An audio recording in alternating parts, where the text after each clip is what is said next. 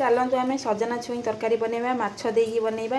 मु प्रथम छुई नहीं जाइए दीटा टमाटो नहीं जाइए आंबुल नहीं जाइए पियाज नहीं जाइए आलू नहीं जाइए एपटे 500 ग्राम भाकुर माछ नहीं जाइए मसला नहीं जाइए सोरिष रसुण सुखिला लंका नहीं जाइए पियाज देकी आम यहाँ भलसे पेस्ट करदे।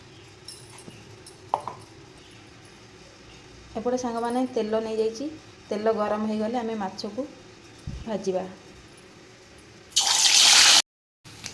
हाँ आमर माछ भजा हो गला एवं काढ़ीदेवा।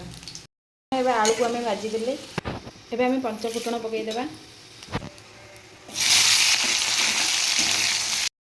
पकईदेवा।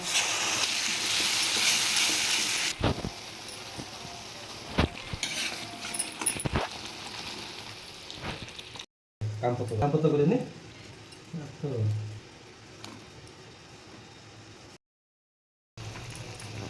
सांगने आम आंबुल पकईदे किसी समय रखीदे। गला सजना छुई माछ तरकारी सोरिष मसला दिया।